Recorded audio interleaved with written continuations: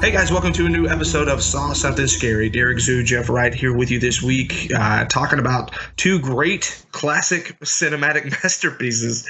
We've got The Birds as we keep going down the road to Us, and we're going to throw in Happy Death Day to You as well. Before we get going, though, I want to tell you guys that we are now on Spotify, and we are now on YouTube as well. Jeff, is that Scary Podcast for both of those, or how we need to look those up? Spotify, you just have to look through the search bar. And on YouTube, it's still the case, although we will eventually get to have our own designated link if enough people subscribe.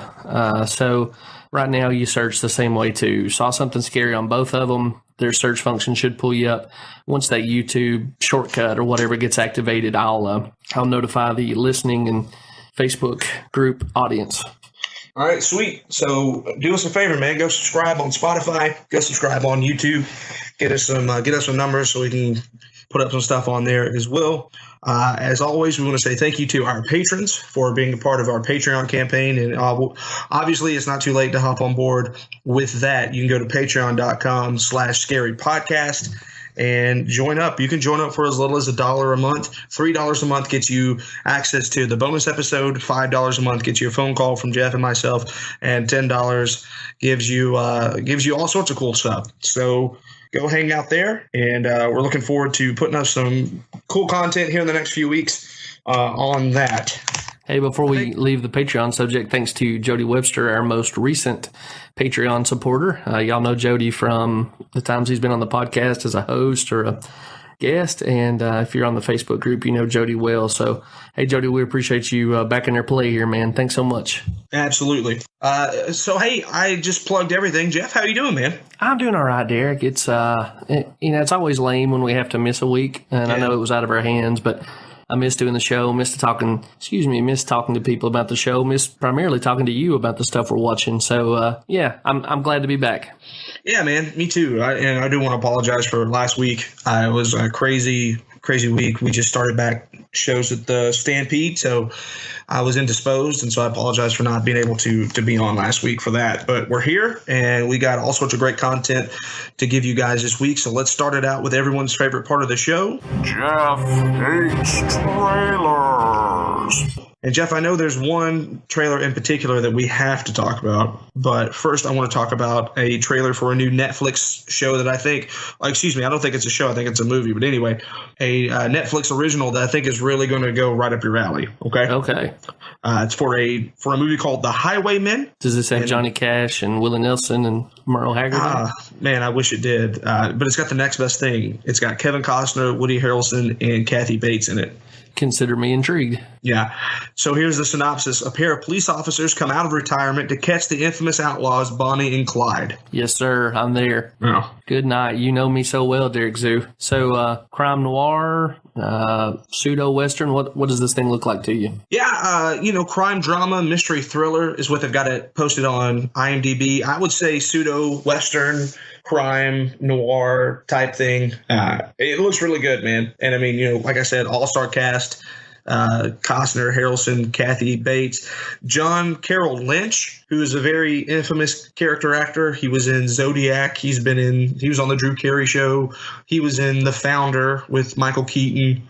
W. Earl Brown is in this thing. So really star-studded cast. And you know how Netflix, man, they're on a roll right now. For sure. So this looks really good. This comes out March the 29th. So we're knocking on the door right now. Oh, man, I can't wait. I feel like I'm in a lull with movies I want to see right now. I wish that was coming out a little bit quicker because sort of a dry spell right now, kind of waiting for the ball to roll over the hill for all the superhero movies. Yeah, I know, man. I just, speaking of movies, I just saw Fighting with My Family on Friday. Okay. The Paige documentary movie about the WWE superstar Paige. Yes. It was really good, man. It was, there's a little bit of revisionist history, just, probably just to make the story more palatable to non-wrestling fans. Mm-hmm. But I really, really enjoyed the movie as a wrestling fan and just a fan of movies in general. It was funny. It was warm. It was lighthearted. It really showcased her journey. Again, it had a little bit of revisionist history to it, but it was really, really good. And I'll tell you what, the thing that surprised me the most was Vince Vaughn is the anchor of that movie. Oh yeah, okay. Yeah, and I didn't see that coming, but he really is. Like he has a prominent role in the movie. He's basically the NXT trainer. Okay, and he just has a really, really good part in the movie. And there's a few people, when you see them, you'll be like, oh, that's supposed to be this wrestler. Oh, that's supposed to be this wrestler. Sure. And but I really enjoyed it, man, and thought it was great.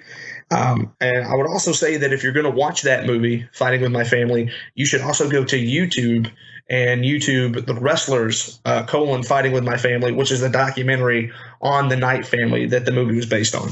Okay, I will do that then, and thank you for that. I think it says something about you and me that you're, affirming or tracking down this life-affirming, positive, warm-hearted movie, and I'm just clicking Amazon waiting for Lords of Chaos to be available. Hey, man, nothing wrong with that either. Hey, I also saw a documentary on Amazon that I didn't sorry, I lost my train of thought. I told the people on Facebook and then told the people on Patreon that I'd have a review up on our Patreon account. I haven't had the chance to do that yet, but look for that, guys. This probably in the next couple of days. But it was a documentary on the making of the old Pet Sematary movie. Mm-hmm. Have you seen that? No, I saw the link you put in the Facebook group, but I haven't watched it yet. Dude, you should. Then I will. It's very interesting. And here's the thing. I didn't know that the person that played Zelda was a man. Oh, I felt like we had talked about that. Maybe like he was like whoever that was the first Javier Botet or whatever. But maybe it was just internal monologue.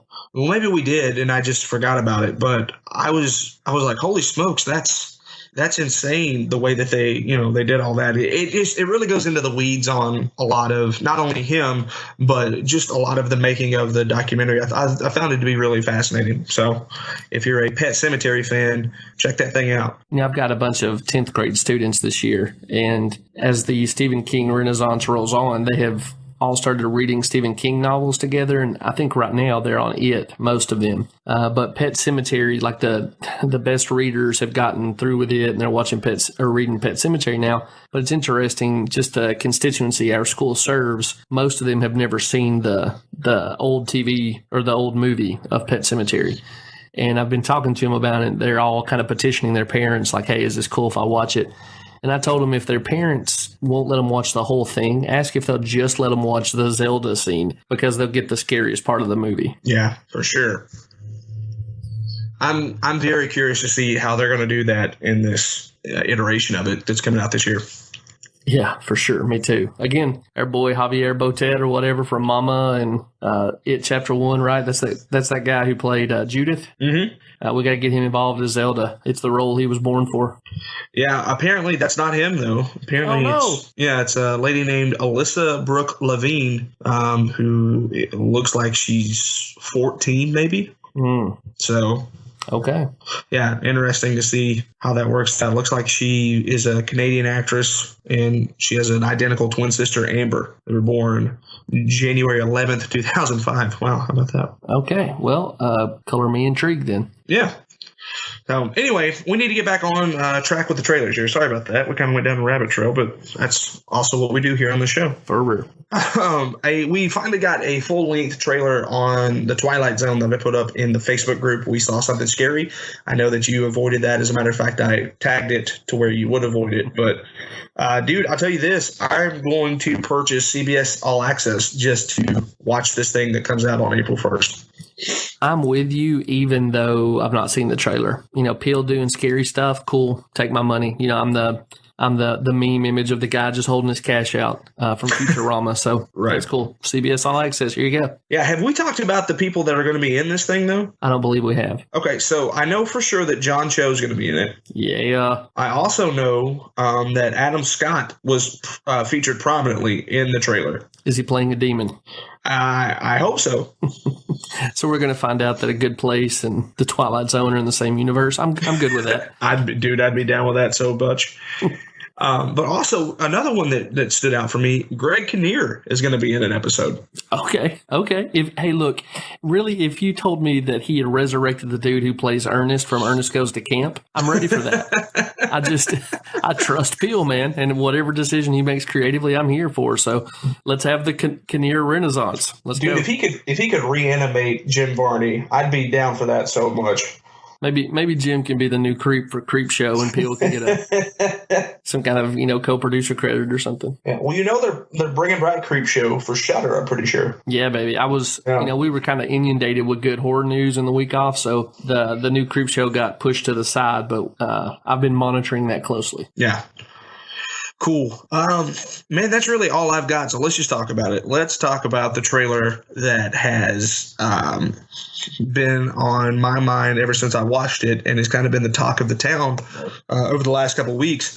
Let's talk about Ma. Man, you posted that thing, and I went ahead and watched it because I thought, I don't know if I will buy Octavia Spencer as a source of fear. Mm-hmm. And that hit me like a surprise punch. Yeah. I didn't know how badly I wanted this movie until I watched that trailer. Yeah. I couldn't believe it, man. I don't know how it got on my register. I think maybe a friend of the show, Josh Hull, posted about it. Well, thank you. And I was like, oh, okay, well, I need to check this out. And then I watched it, and then I rewatched it, and then I watched it again because I just couldn't believe what I was seeing. And how did we not hear about this before the trailer lands in their lap? You know what I mean? Like, I feel like this movie is sort of aimed directly at you and I, but they snuck it through somehow. I'm just left marveling. Yeah, man, I really don't know. It was kind of like we didn't know anything about the possession of Hannah Grace until we saw that trailer. And God forbid this movie turned out to be another one of the possession of Hannah Grace. But that's kind of how I felt. Like it just fell into our laps. And seriously, man, I couldn't believe what I was seeing. I saw it reminded me of this episode of 30 Rock where Octavia Spencer's on it, where Tracy Jordan's character in that world, is trying to direct her in a movie. Mm-hmm. And she is just and come to find out, Octavia Spencer is the female Tracy Morgan, right? Like Tracy Jordan. Gotcha. And maybe I mixed those up. Anyway, his name's Tracy Morgan. He plays Tracy Jordan. Anyway, it doesn't matter. But a lot of what she brought to that representation of the character is what I saw in this. Mm-hmm. And I'm here for it, man. I think it's gonna be a sleeper hit. For sure, dude. And Octavia Spencer has real chops. And so, like, when you get top shelf actors in a horror movie, you get a recipe there for really great stuff. I said this on the Facebook group, so maybe this is redundant for some of our listeners, but it makes total sense to me that it's time to remix Annie Wilkes from Misery, mm-hmm. and that seminal performance from Kathy Bates.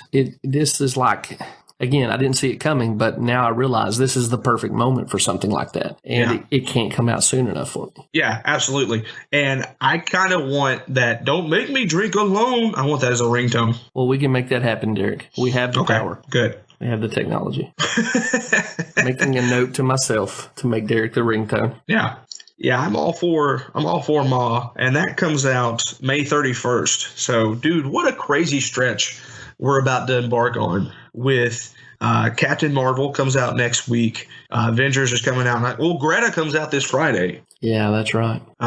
Captain Marvel comes out next Friday. Then, we're, a month and a half away from Endgame with the Avengers. This comes out. Pet Sematary is going to come out pretty soon. I mean, this is going to be a crazy, crazy year for movies. Yeah, and we're also getting to NCAA tournament time, so it is the most wonderful time of the year. Yeah, sure. I say that for every part of the year I like, just because I want to deny it to Christmas.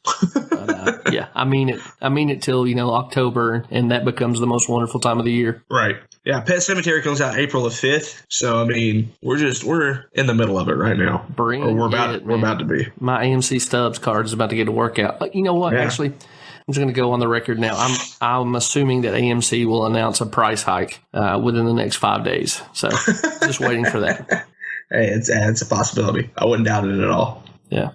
Hey, is that the last trailer you had for us to talk about? Yeah, man, that's it. I'm done. Can I give our listeners a warning? Yeah, of course. So apparently there's a new Us International trailer. Yes, there is. And it gives away, not like, the plot, not like kind of the mini controversy with the second Pet Cemetery trailer spoiler. Mm-hmm. But apparently this one gives away some more detail. And so if you're someone like me who's allergic to trailers ruining the plot, you might want to stay away from that Us trailer. Yeah, I watched it this morning. Yeah, this is why we complete each other, Derek. Yeah. Yeah, I watched it this morning and I was like, well, I'm not even going to mention it to Jeff. So okay. Again, you know me so well. As a matter of fact, I didn't even put anything on the Facebook group because I know how sacred Us is to all of us on the Facebook group right now. And so I just saw it and I said, I'll just keep that one to myself. You might have saved me from having a stroke. So thanks. It's not that bad, but it's bad enough that you would have sworn probably. Oh, okay. Well, thank you. Thank you for protecting my sanctification as well. Hey, man, that's what we're here for. All right. Speaking of what we're here for, you ready to move into the horror reporter? Let's do it.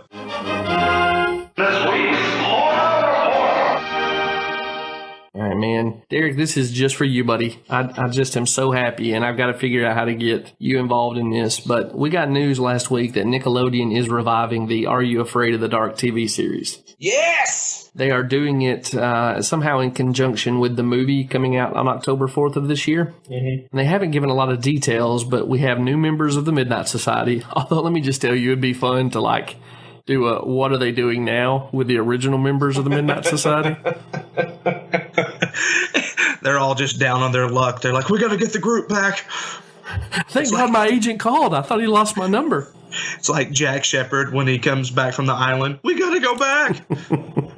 Well, speaking of going back, apparently this is a mini-series, and they're just going to go out in the woods and share scary stories. So prepare to relive your childhood. Yes. Hey, you know what, though, man? I'm almost as excited about all that coming back as I am for this. As you are for the movie? Well, as I am for them bringing back Are You Afraid of the Dark? Oh, gotcha. Well, here's the thing. Are You Afraid of the Dark is either going to be for you the most wonderfully nostalgic trip back to your childhood, or a crushing disappointment that'll leave you, wandering the streets like Ron Burgundy drinking hot milk. There's just nothing in between. That's true. So I suppose you're playing it right by being more excited for us. Well, because all that was kind of my Saturday Night Live as a kid, Yeah. It was a sketch show and stuff, and so it was the thing that I was like, I want to be on that when I grow up. And by the time I got to the appropriate age, I think it was either already over with or I had just grown out of it, one or the other, I forget. But either way, I loved it, and it meant almost as much to me as Are You Afraid of the Dark did. So I'm just pumped that both those things are coming back. We need to get a few more Patreon members at the Midnight Society level and start issuing official membership cards. Yeah, man. You know what? If we get I'd be willing if we got 10 to 15 to do a weekend trip where we book it, where we stay at some campground this summer and just tell ghost stories. Count me in, buddy. Count me in. I think that'd be a lot of fun. Heck yeah. But that's all up to our patrons. So, hey, speaking of a lot of fun, tell me if you think this is a lot of fun or if you're nervous. Okay. We got news that John Krasinski's coming back to direct A Quieter Place, or whatever the sequel to A Quiet Place is going to be called. Nervous. We also get Emily Blunt returning. Still nervous. Okay. Yeah, I'm actually with you. I was hoping maybe you could shed some light on this. The fact that he's coming back and that she's going to star in it makes us think that it's just going to follow the surviving characters from the first film. Right. Is there a story from that family that they could tell that you'd be super interested in off the top of your head? Not especially. Yeah. I'm willing to give everyone involved in this the benefit of the doubt, but I'm very skeptical. It's the same thing. Is this the one that the writers are different? I don't know. I didn't see that detail. Okay, well, there was something that we covered that was getting a sequel where the writers have changed. Yes, I remember exactly. I remember what you're talking about, but I can't pinpoint exactly which one that was. And we kind of hashed it on the Facebook. Oh, it was Halloween. That's what it was. Yes. Halloween. And then, and that's the same time Bloom was like, I'd like to make 300 of these or whatever. Yeah. Yeah, that's it. Exactly. Good call. Yeah. And so, if the same writing team comes back and things like that, then I'll be a little bit more on board. I don't want to say that I'm trying to downgrade the Krasinskis importance to the franchise. But I just feel like this was a great self-contained story. And unless they've got something that's gonna, we're gonna talk about Happy Death Day to You, and I think that it's a really good parallel to A Quiet Place. Like Happy Death Day was a great self-contained story. I'm not sure we needed a sequel. As much as I enjoy Jessica Roth in that character, and I guess maybe this is a little bit of a spoiler alert to my feelings on the movie. I don't know that we needed the sequel to it, and that's kind of how I feel about this one. So. Man, everything you said in this piece about the Quiet Place sequel is right out of my own head. Like that kind of talent and how well they did the first time. How do you doubt them? But a sequel was kicked around basically as soon as this movie was wrapped, or you stopped your movie watching experience and walked out and talked to your friends about the movie. And I think the version of a potential sequel that I was most interested in is different people in the same world. Mm-hmm. I have strong reservations about going to the same family. So I'm willing to trust them, and I'll go see this thing. But my thing about sequels is don't mess up what I loved about the first one, and I'm scared. Yeah, man, I really am too. And it's one of those things like The Strangers, right? Like that's where I'll always go back to. Is I hope that A Quiet Place 2 or A Quieter Place or whatever doesn't give me Strangers 2 vibes. Yeah, that's you nailed it. That's the perfect example of a sequel that ruined something of the goodness of the original. Yeah. Do better, John Krasinski, than that. You take care of us, okay, Mr. Jim Halpern? Yeah, I believe you can. Yeah. So don't make me feel like a fool. Hey, I'll tell you something I got no trepidation about at all. Lay it on me. It was a gift you gave through the Facebook group, the news that The Haunting of Hill House will basically turn Flanagan into a Netflix developer of an anthology series. Yeah. Man, I couldn't be more excited for that. I know that there's some people who have some reservations because of how good The Haunting of Hill House was, but they're going to move on, and it looks like they're going to adapt The Turn of the Screw. Dude, just do it. Keep finding Victorian-era horror novels and let Mike Flanagan work his magic on it, and you will have my Netflix subscription forever. Right. Even if they are going up $2. Yeah, sure. I would pay $2 just for, Flanagan's continued involvement. Oh, yeah, 100%. So again, to give you the details, it looks like this is going to adopt the Henry James story, The Turn of the Screw. Now, I had read The Haunting of Hill House. I have not read The Turn of the Screw. Is that one you've read, Derek? I have not, sir. Well, so this is from Slash Film. Let's see. James' novel tells the tale of a governess who's hired to watch over 2 orphans residing in a huge spooky mansion. The governess begins to suspect that the house is haunted and that the children in her care can see the ghosts. But are the ghosts really there, or is she just going insane? Cool by me, man. Take it and run with it, Mr. Flanagan. Yep. Flanagan is on that level with Jordan Peele and even John Krasinski right now, where I'm not gonna doubt it. Yeah.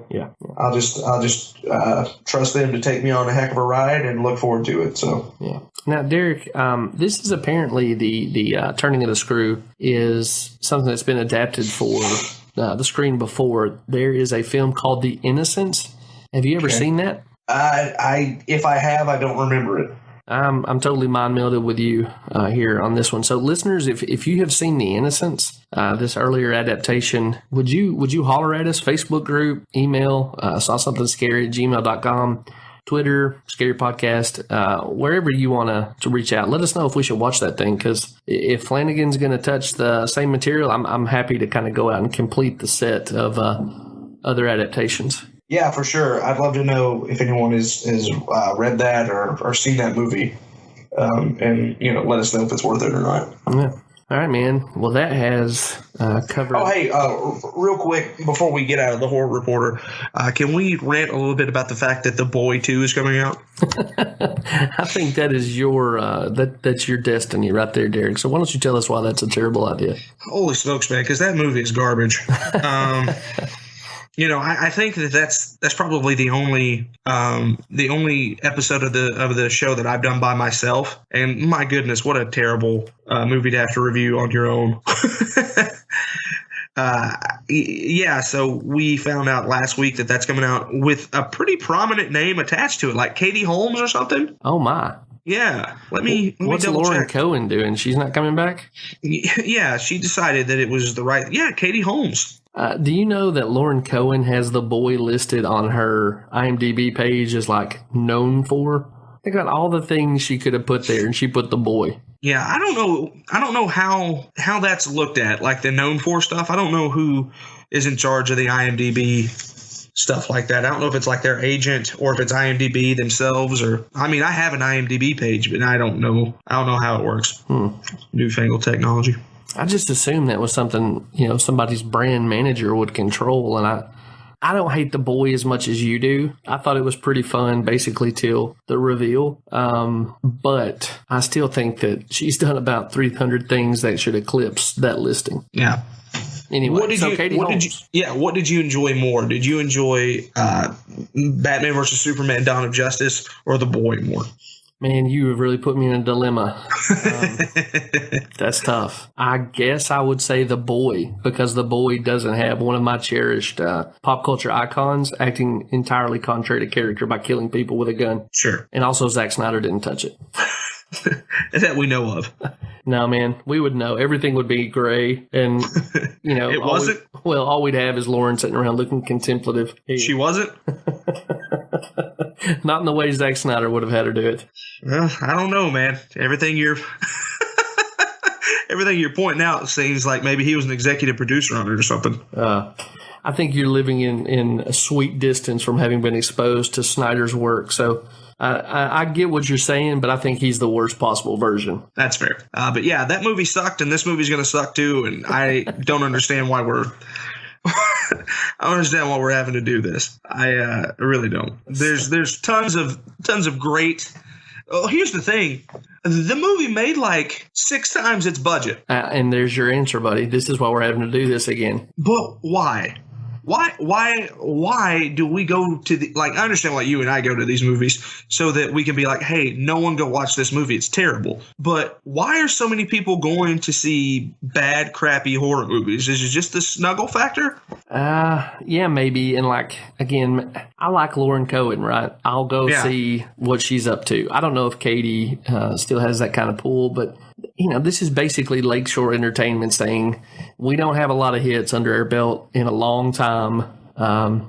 Let's see how much we can milk out of this. And they're banking on a known face pulling people in. Maybe they'll time it for a weekend opening and try to fight it out that way. I don't know, but it's money. It's always money. Money makes everything awful. Well, it comes out in 2020. So yeah, money makes everything awful except our Patreon. I just need to qualify that real quick. Yeah, that's true. Amen to that. So anyway, I'm with you. I'm not looking forward to this one. And I don't know, man. Katie Holmes, I can't remember the last time I was super excited about something she was in. Batman Begins. Yeah, I guess that is it. But I'll just tell you, man, I thought they upgraded when they went to Gyllenhaal. Oh, yeah, they did. 100%. So I guess. I mean, we've talked about that before in the archives when we did the Dark Knight retrospective. Correct. I'd forgotten about that. Yeah. But yeah, they definitely did. But that's literally the last thing that I remember being like, oh, cool, Katie Holmes is in that. And then I remember being like, oh, Katie Holmes is an idiot because she turned down the Dark Knight to do Mad Money. Have fun with your career that's dead. For real. But yeah, the boy sucked. The Boy 2 is going to be terrible too. Don't go watch it. That's my thoughts on it. And the fact that it grossed $63 million shows you that the world is broken and a terrible place. All right, this concludes Derek Zoo's public service announcement against the dangers of The Boy Part 2. Yes. Yes. Thank you, Derek. You have served us well. Oh, it's my pleasure. Thank you for coming to my TED Talk. This has been this week's Horror. All right, man. Speaking of talks, you ready to talk about, I guess we're going to do the birds first? Yeah, let's pull the string on the bird. Caw, caw, caw. I think that's all that needs to be said. We're done here. That was fantastic special effects that we just had right there. So Derek, do I take it you're not a fan of the birds? Man, okay. So here's the thing. I don't want to say that I'm not a fan of the birds. I want to say that it's not a movie that impresses me like I hope that it would. I'm a Hitchcock fan. and I've enjoyed the other movies that he's done. This one was definitely a slow burn. Hang on a second. Wahlberg! What? No. Spoiler alert. All right. This is definitely a slow burn movie, and there's definitely a lot of hokey 1960s special effects. And I think that for its time, it was probably incredibly scary.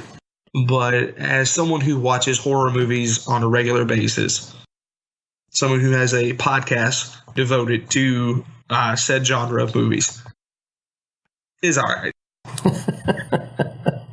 Well, I'm basically with you. In fact, I had suggested to you that we do a running commentary on this thing because I found it a bit slow, and I had a hard time maintaining my interest. And I thought kind of, cracking jokes as we went along would serve us better. But then I realized how long the movie was, and I thought, man, nobody wants us to do that.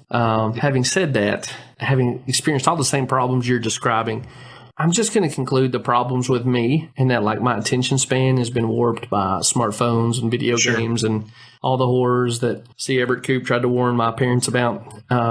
Because everybody says this thing is classic, and there's some stuff I think are pretty cool or interesting or appealing about it, but it's just a hard one to sit through. Yeah, it is. It really is. The last 20 minutes of the movie are what make the movie, in my opinion. And by the time that I got to it, I was completely checked out.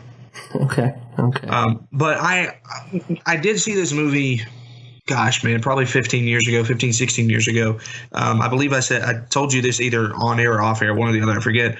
But I'm pretty sure that we sat and watched this movie in one of my English classes when I was in high school. And I really enjoyed it then. And maybe it was just because I was getting out of classwork. Mm-hmm. But I thought it was very fascinating then. Of course, that was 15 or 16 years ago, before the advent of smartphones and, the short attention span that we all seem to have now and things like that. Rewatching this movie, and maybe even to an extent of like now, I think for you and I both, we have our reviewer hat on, Mm-hmm. And so we look at it from a different lens and a different perspective. It was really difficult to get through. I understand the story that was being told and things like that, but I don't want to say this, but I think it's probably the parallel that we should draw to is it was kind of like The Happening. I completely agree. Like, having watched this so close to seeing The Happening, I've never read that Shyamalan was trying to replicate the birds, but he was clearly trying to replicate the birds, right? Yeah. It seems 100% that that's how that went down. Yeah, for sure. What did you think about the acting in this movie? Well, it's that 60s... It's that disconnect from the 60s that I can't always tell, if it's me or if it's them. So here's what I'm trying to compare it to. I'm trying to compare it to Rosemary's Baby. Okay. And I can't say this for, everybody who's involved in Rosemary's Baby, but I think it's pretty obvious that both movies are built around blondes, right? Leading women who are blondes. And I just think Mia Farrow was much better than, I guess it's Tippi Hedren. Yeah. So I resonated with Mia Farrow more than Tippi Hedren. To whatever degree that means anything, I can't really tell you. But that was my thought. And then what's the guy's name who plays Rod Taylor? The only thought I have about him is that his jaw could slice cheese. How that guy didn't have a chance to make a Dick Tracy movie is just a great cosmic tragedy. Isn't it? He just has the natural chin to I don't know, do whatever you want to with it. You could use it to like see if something's level or square. I mean, it's got Carpenter applications. That's really my only thought about the other actors. He was in Inglourious Bastards? Oh no, I didn't know he was still alive. Yeah. Well, he's not now. He passed away 2015 at the age of 84. He was actually four days away from turning 85. Man. But yeah, his last movie was Inglourious Bastards. He played Winston Churchill. Huh. Yeah. Yeah, I always pictured Winston a little bit more jowly than I think Rod Taylor could have attained to, but maybe I'm wrong. I'll have to go double check that out. Well, this is also, 70-year-old Rod Taylor at that point, so, or 75-year-old Rod Taylor at that point, so maybe he was a little more jolly than he was back then. Maybe. I hope he didn't slip into dementia. And I bring that up because I just said I'll have to go double check that out, and I think I might be slipping into dementia. Yeah, I'm looking at a picture of him right now as Churchill, and he definitely aged. But it also looks like there may have been some prosthetics on him as well. So they better not have touched that beautiful, beautiful chin. Isn't it a shame that he never played Batman with that thing? Yeah, dude. I mean, he could be the animated series Batman. Yeah. We could just put, like Roger Rabbit style, just drop him in there and not miss a beat. Right. Can we talk about how Tippi Hedren's character, Melanie Daniels, is a super stalker freak? Yeah, man. Like, this was basically Fatal Attraction with crazy birds. That's why the birds were evil. They realized what a freak she was. Well, you know, there's that scene in the diner on this one where, like, the town, or not the town, but the traveling crazy woman with the kids is like, none of this happened until you got here. Right. I don't know if this is what Hitchcock was going for, but I was like, girl's got a point. I thought the same thing. I was like, wait a minute. That's the most sane thing that's been said in this entire movie. Man, so she...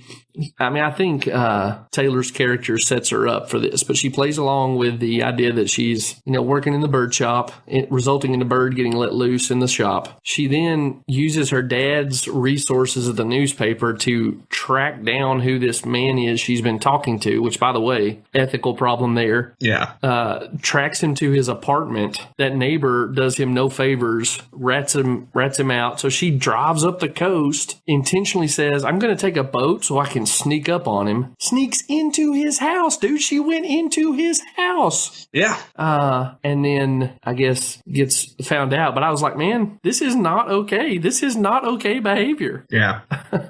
I guess that was the most startling. I watched this as a kid with my mom, and that's the most startling difference I see as an adult than when I was a kid. I thought it was cute and fanciful when I was a kid, but no more. I know the danger that those women represent, or that kind of infatuation represents, regardless of the gender. Yeah, but well, even so, like nowadays, nothing like that would ever happen because 18 alarms would go off and ATD would be there. Within 5 minutes and everything else. So yeah, it was really, really weird. Like it's crazy to me that she's the protagonist of this story. Where anytime anywhere else in cinematic history, she would be, how should I say this without you bleeping me?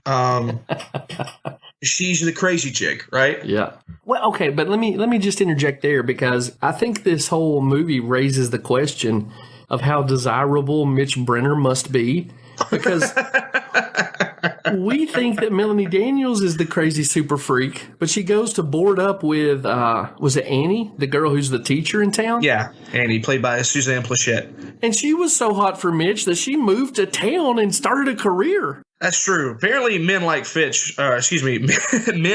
Mitch don't come around often. I think that at that point, when she's like, there's like having that girl talk that first night they're staying together. Yeah. And Annie breaks out like, yeah, I came up here for him too, but his mom chased me off. And so I bought this house and started teaching. The movie basically becomes There's Something About Mary. And I just wait for like the barkeep and maybe the crazy lady who looks like she's traveling through town with her kids, that they're all just psycho stalkers of the great Mitch Brennan. Well, hey, and in that same vein, I mean, the mom seemed kind of romantically involved with him too because she didn't want to be alone. She was definitely territorial, but I mean, I guess if people are acting this way towards your son, you would get a little protective. That's true. The only thing missing from either Melanie or Ann is her just telling him, I want to wear your skin. We would have been in full Ed Gein territory, and I would have liked this movie more. Do you think that Melanie Daniels is the basis for Buffalo Bob? That's now headcanon. I'm just going to, even if I don't believe it, I'm just going to insist that that's the case. And the reason he wanted to wear a female skin suit was to get away from the birds. Maybe, yeah, I'm trying to figure out how to connect this. Maybe Buffalo Bill is one of the kids in the diner that the crazy woman is transporting. Okay. And this has given him his warped framework of the rest of the world. I love it. Did you find anything in this movie scary? Right, that's our deal. Right, no. Yeah. So I watched this with my wife, and here's again, can I interject that I feel like that in the 60s this was probably the most terrifying thing in the world. That's exactly where I was going. So I watched it with my wife. Everybody knows the premise of the birds. And so I was kind of yucking it up as we go through, making jokes and whatnot. But she said for her that as Tippi Hedren's character is smoking outside of the schoolhouse, that the birds gathering up around her was actually legitimately chilling to my wife. Okay.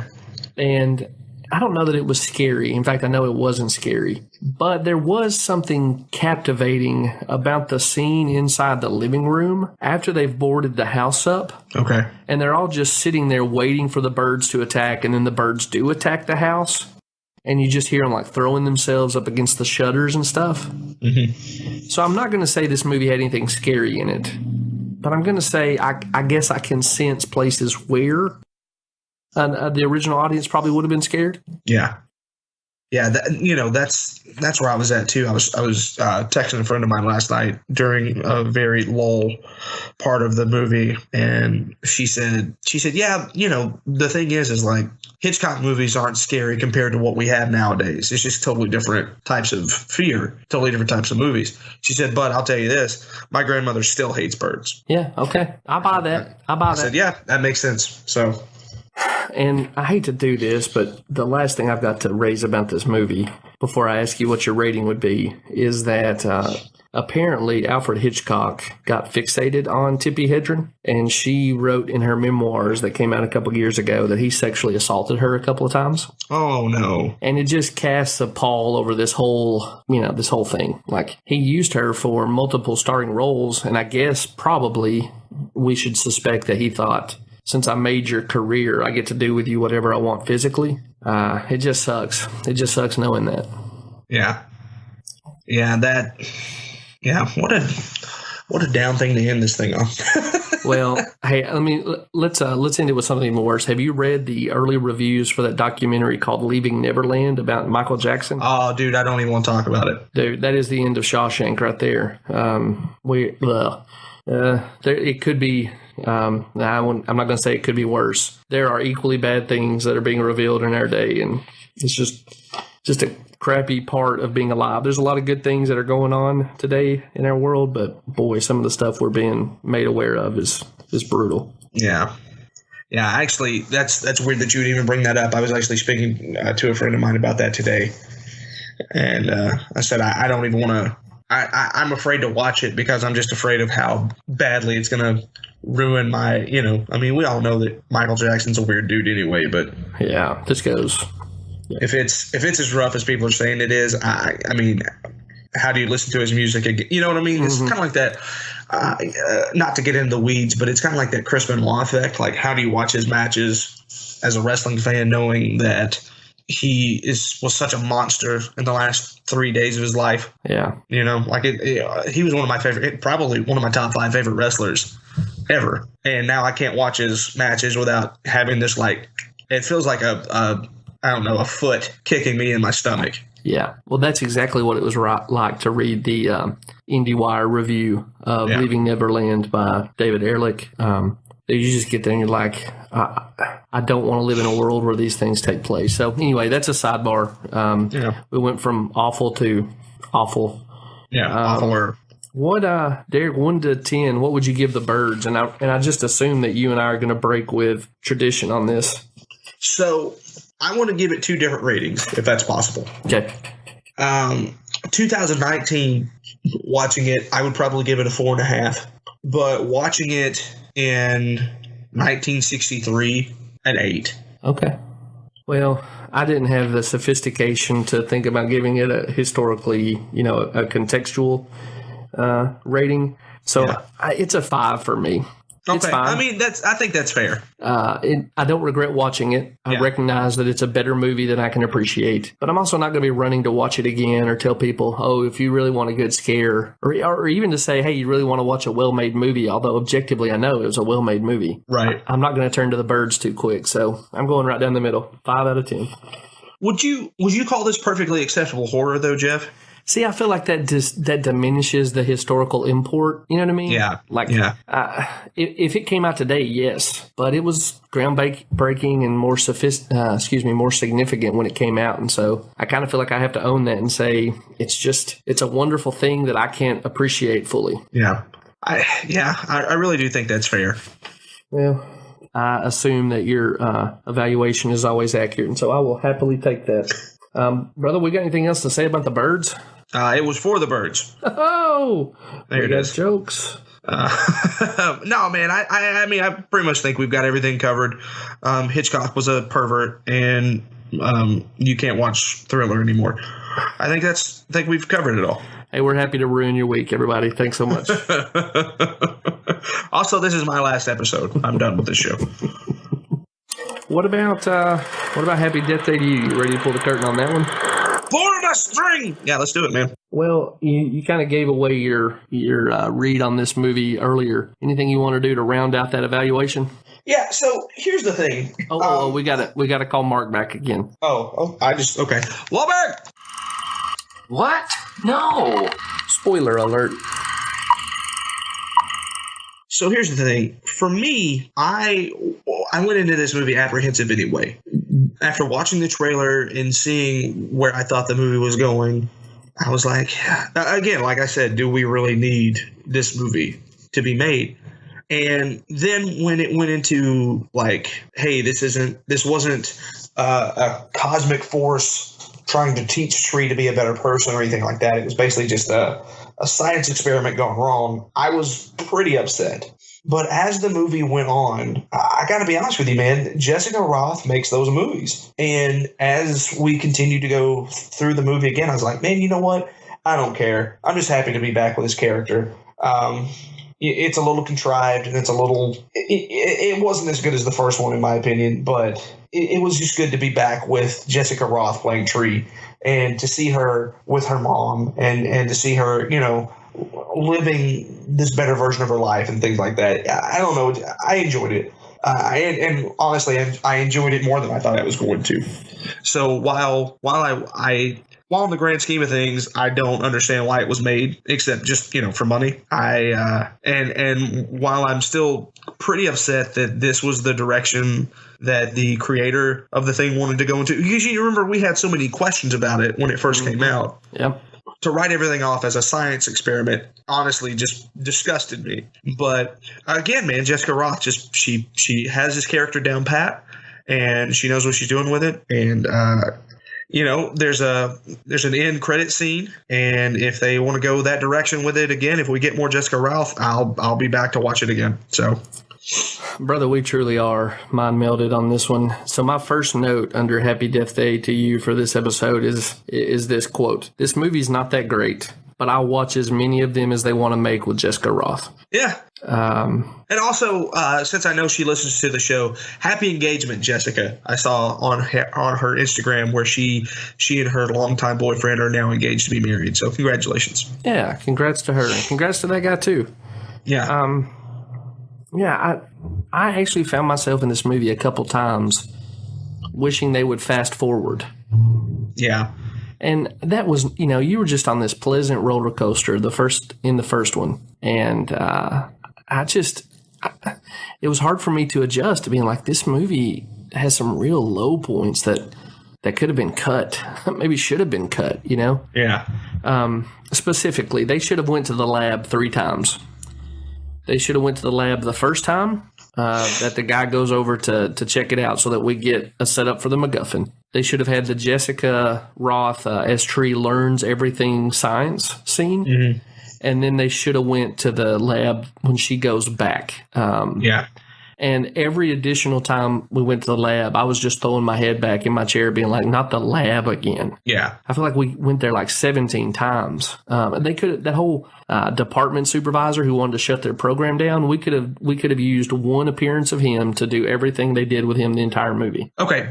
Let me just stop you right there. That dude was the worst actor I've ever seen. And it's not like this movie is full of like, you know, future Oscar winners. Right. But that dude was terrible. Sure. I was so mad watching him in this movie as someone who is an actor. I was like, how am I not getting work when this idiot is overacting and acting like a comic, like a cartoon character? I mean, really all you needed was him to get flattened by an anvil or something and hold up a sign saying 1 minute, please. Right? Well, that was what the whole distraction scene was, which I'm okay with because this is kind of a tongue-in-cheek thing. Yeah. But I need him saying, I'm shutting the program down. I need, if they're going to use him again, use him for that.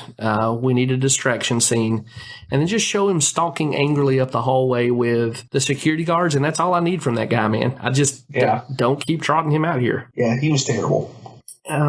You hit on some of this too, but as we're talking about what's wrong with this movie, isn't it weird that this movie tells you what's wrong with it? Like Tree tells you, I'm exhausted with this formula. Yeah. And I noticed that when she was stalking across the campus quad again, again, communicating, I'm exhausted by this. This is annoying. I was feeling exhausted and annoyed. And I think it's because this movie came out so quick that going back through that sequence didn't feel nostalgic. It felt like, oh, dude, we're doing this again. Yeah. Well, that's how I felt with the trailer. When the trailer came out and you see that, hey, we're going back to the well. It's September 18th again. I was like, for real? This is what we're getting? When the first trailer comes out and whatever that guy's name is, he's the one that gets killed and he's the one that has to relive the day. I was like, okay, this is interesting. Maybe Tree becomes like his Professor X and like guides him through. That's an interesting way to do it. And then maybe we'll figure out what's going on. But then when you find out that, oh no, Tree is not only is Tree reliving September 18th again, but now she's in another dimension. I was like, okay, I did not need any of this in this story, and it just seemed very contrived to me. And it seemed like, we reference Lost on here a lot, maybe too much.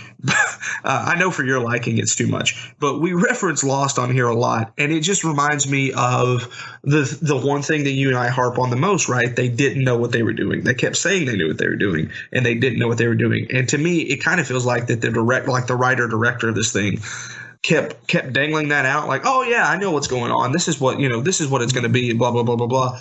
And then they're like, well, okay, big boy, put your money where your mouth is. And he's like, science fair project. Right, exactly, Derek. Yes, co-sign to the nth degree on that. Absolutely. And so again, man, thank God that Jessica Rothe is in this. Thank God she's as charming as this character, as she is. And, and honestly, I was glad to see Israel Broussard come back for this thing too. Yeah, me too. Like he does a great job in this movie as well. And they have wonderful chemistry.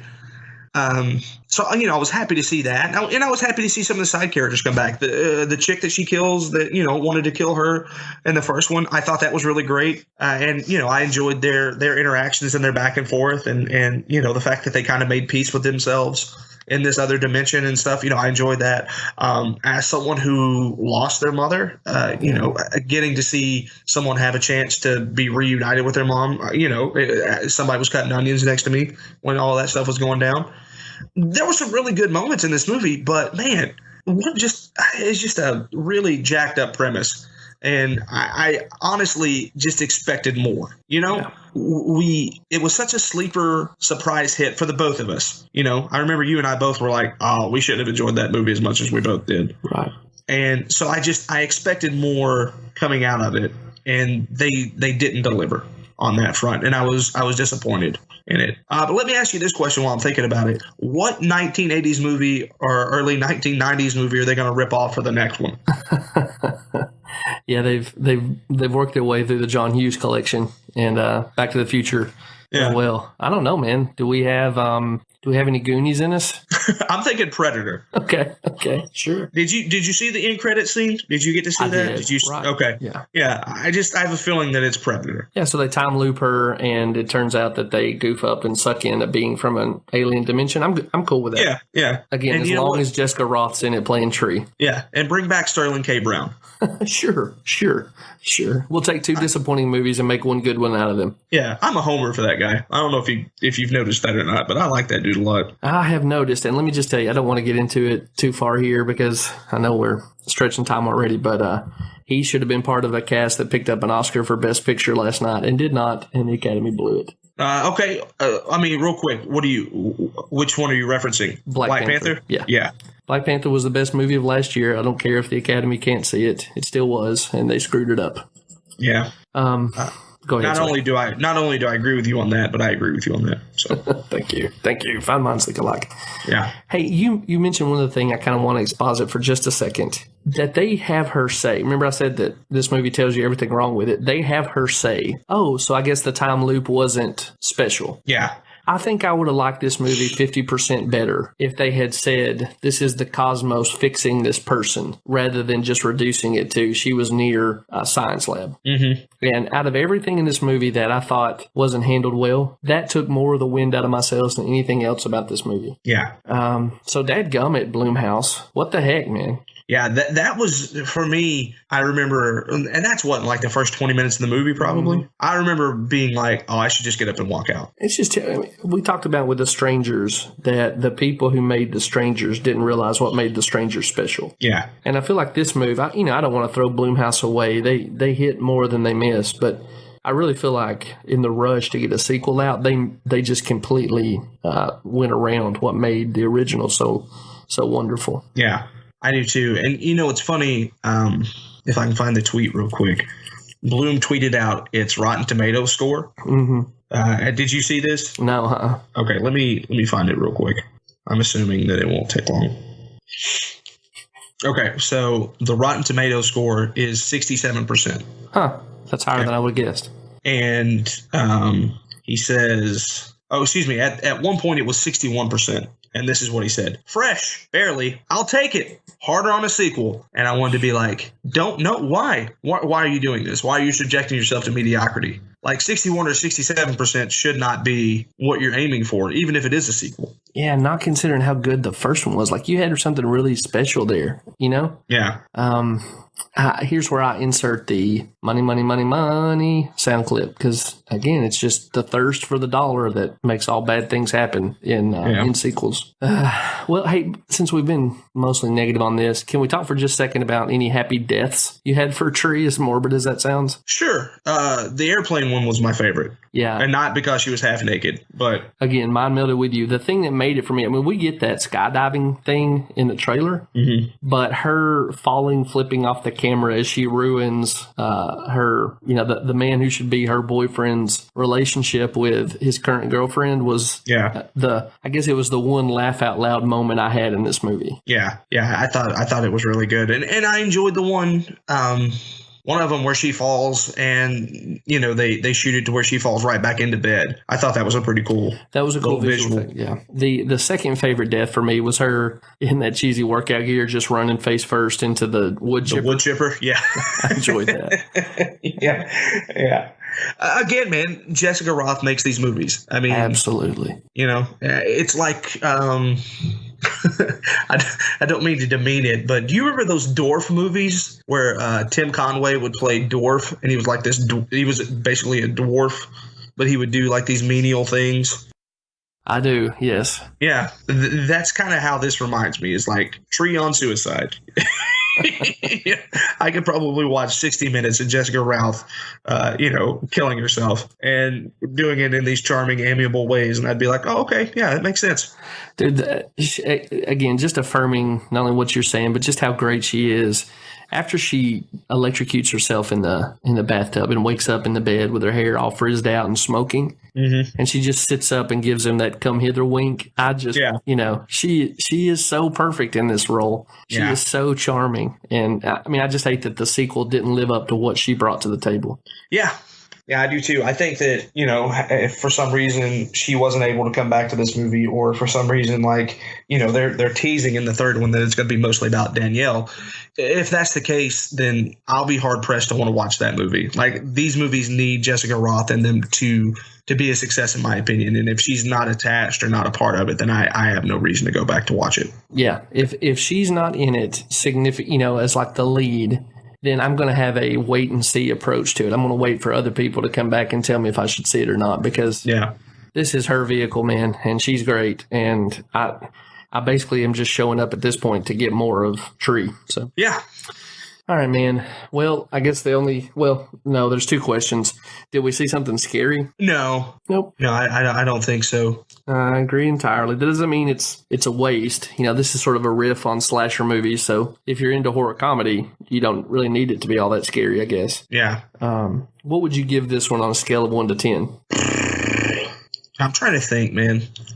I'm going to say probably 5.5. You were more generous than I am. Okay. If I could just review Jessica Roth, I'd give this about a 9.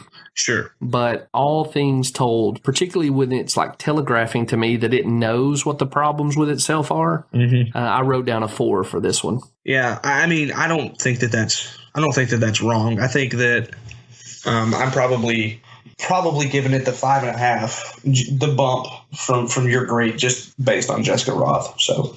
Well, and she deserves it. If I ever watch this again, it'll be to watch Jessica Roth again. But I also think I'll go watch the first one multiple times before I watch this one again. Sure. Yeah, I agree with you on that. All right, man. Well, we, I guess, have covered Happy Death Day to you. You got anything else to add before we wrap it up? Yeah, man. What do you think Peele's message for the birds was to his cast? Thank you for doing that. I had that on my notes and forgot to even ask it.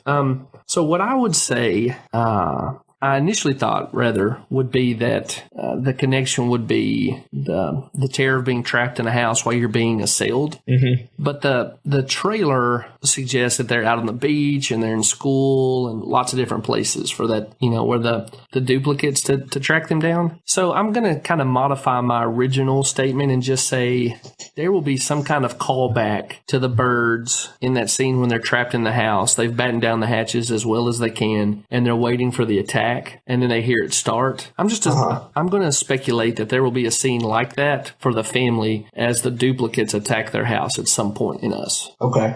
What would you go with? I think at some point, Elizabeth Moss looks at Winston Duke and Lupita Nyong'o and says, "You brought this evil here." That's just what I'm thinking. So I'm willing to sign on for that if you can get Bill on the phone. Yeah, that plan has my approval. That's just me. What do I know? Okay. All right. So there's our prognostication for Jordan Peele's Us as we continue to walk the road to Jordan Peele's Us. Yeah. Hey, how quick did you know it was the doctor in Happy Death Day to you? Derek, honest to goodness, never, because I didn't care enough. I didn't care enough to know what was going on. And they got so convoluted with you can leap into any time frame. So anything can happen. Danielle can be a jerk or Danielle can be cool. Your roommate can be a murderer or she can be a sweet girl. So I just gave up. I know that's a cop out, but I was just like, whatever. Yeah. When did you know? Probably as the credits opened. Yeah. As homeboy opened his eyes for the first time. No. When Tree sees, I forget the girl's name. But when Tree sees the girl who was trying to kill her in the first movie and the doctor, and the doctor arguing the first time, I was, and it was after you find out that she's not the killer in this universe. I was like, oh, it's the doctor. Did you see Mrs. Doctor coming? Yeah, I did. Okay. I'm not surprised. Yeah. Yeah, I assumed that there was two, and when they put Mrs. Doctor in those couple of appearances, I was like, oh, something's going to happen. She's either going to be in on it or he's going to kill her, and I didn't realize that would be right on both. Okay. Well, I remain committed to the idea that they will never be able to sneak a twist ending past you. I think in whatever accident ruined your affections for Shyamalan gave you that superpower. It's like Daredevil getting hit by all that, the truck, whatever that truck was carrying. Yeah. It took away love for Shyamalan, but it gave you his twist ending power. Yeah. It made me blind and cynical to M. Night Shyamalan, but it allowed me to see into the future for everything else. You see through the rest of the world. That's it, man. Derek, I'm done reviewing movies, my friend. All right. What we got next week, Jeff, right? We have another twofer. We're covering Funny Games from 1997, home invasion movie that I'll just tell you right now is not my kind of horror movie. Okay. And we're backing that up with Martyrs from 2008, which I'll tell you right now is not my kind of horror movie. Oh, good. So that'll be fun. Yeah. I can't wait to chat on both of those then. That'll be good. Am I allowed to say shat? Well, we'll find out. Okay, Let's submit this to the censor board and we'll see what they say. That's fair. That's fair. I guess in England we should bleep it, but everywhere else we should be okay. And hey, for you Patreon subscribers, there will be a bonus episode of the podcast on before the end of the month, so probably before Friday, if not Friday. Yep. Looking forward to doing that one. Yeah. And what are we doing on that one again? We're doing, per request, Friday the 13th from 2009. Oh, yeah, that's it. Hey, man, I'm telling you, you're going to like this one more than you think. Okay. I'll just tell you, it makes me realize that I wish we had an active Friday the 13th franchise. So anyway, enough for that. We'll save the rest of it for the bonus. Okay, so bonus episode will be coming up this week. Of course, you'll get this one, and then next week we got another twofer on the road to Jordan Peele's Us. Hey, follow us on Instagram, Facebook, Twitter, all that stuff. Everything should be at Scary Podcast. The Facebook group is We Saw Something Scary. The Instagram is actually Saw Something Scary. He's at Right Jeff. I'm at Derek Zoo, and we are desperately out of time. Thank you guys so much for joining us for this week. For Jeff Wright, this is Derek Zoo telling you to remind you to stay away from clowns and sewers, white people with teacups, and apparently nerds with science fair projects. We'll see you guys back here next week. Bye-bye, man.